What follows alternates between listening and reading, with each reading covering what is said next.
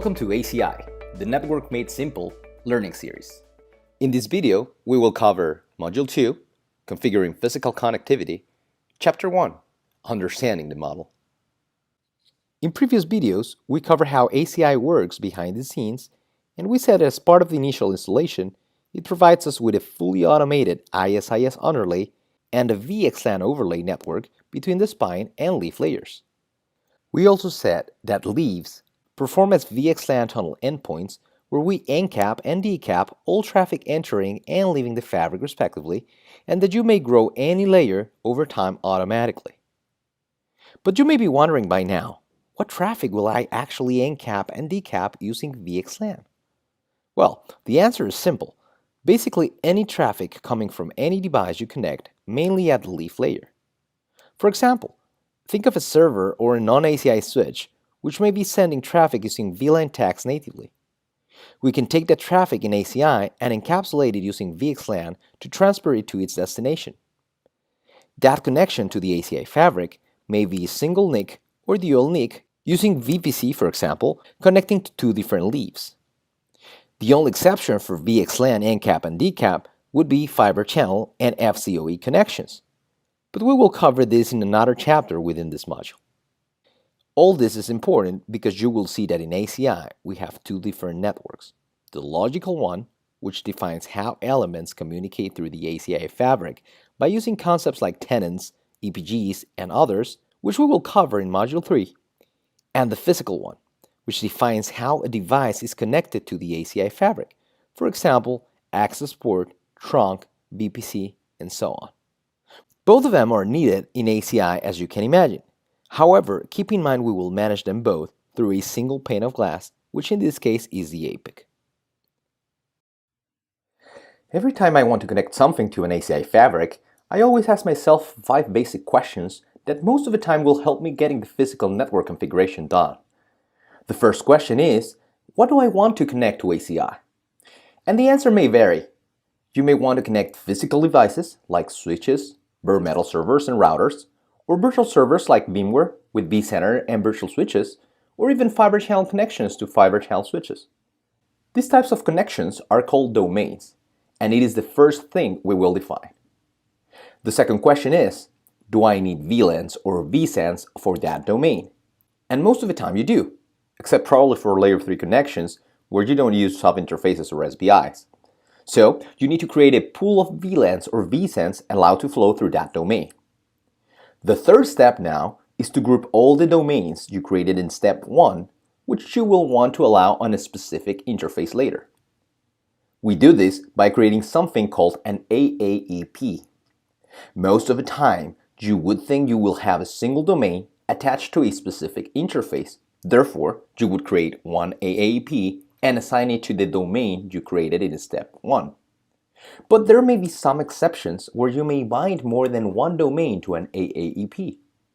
For example, think of blade server systems like Cisco UCS, where you may want to connect your fabric interconnects to the leaf layer, but in reality, that physical connection may transport multiple sub-connections to different blades, therefore different domains, like VMware, bare metal, Hyper-V, and others to represent these connections.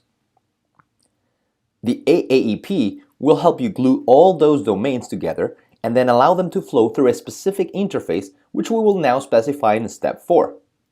So moving now to step 4, let's select an interface and tell ACI which type we need it to be through an interface profile.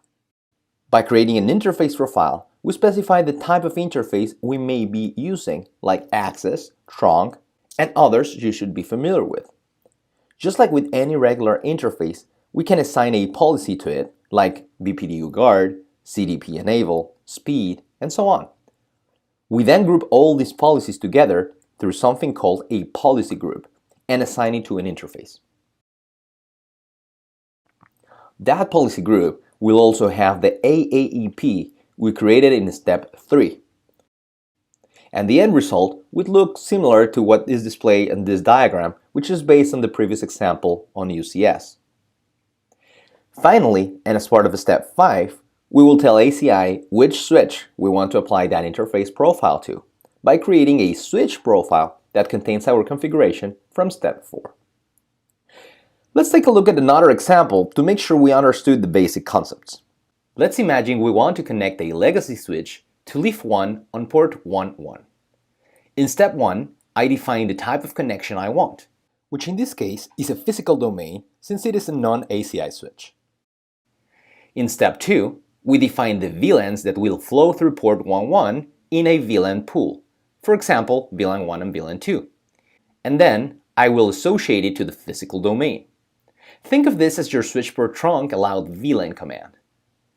In step 3, we will create an AAEP, which will later be used within a policy group, and we will add the bare metal domain we created on step 1 to it. The AAEP now includes the physical domain and associated VLAN pool configuration. So, assuming we already configured the legacy switch as shown on your screen, we can now move to step 4, where we will select port 11 with an interface selector, and we will configure a trunk port by creating an interface profile. This interface profile will have a policy group with all the policies I may want to enable for this interface. In my case, they are going to be BPDUGuard, CDP Enable, and obviously the AAEP I created on step 3. As you can see, configurations are very similar if we compare the legacy switch one and the physical network configuration on ACI. So, our knowledge as network admins is still very relevant. All 4 previous steps, which are grouped together by the interface profile, are now available to be assigned to a switch or switches.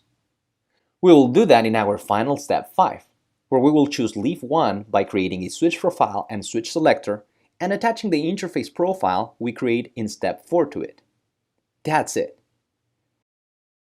In today's chapter, we'll learn the physical connectivity model and the basic questions we will be asking ourselves every time we need to connect something to ACI, which will lead us to configure the elements we will need. Keep in mind that many of these elements within the ACI fabric may be used multiple times for other connections as well, since APIC provides us with a model that creates objects behind the scenes for each of them. This allows us not only to reference them in other configurations, but also to consume and modify them through APIC RESTful API, which may allow you to also configure your ACI fabric through orchestrators or DevOps tools if you prefer, in an open fashion. In the following chapters of this module, we will cover specific configuration examples on how to connect physical servers, virtual servers, routers, fiber channel connections, and more. So this should allow you to connect pretty much anything to an ACI fabric.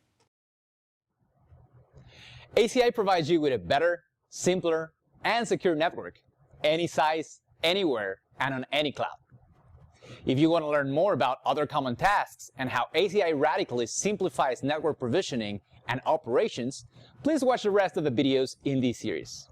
Thanks for watching.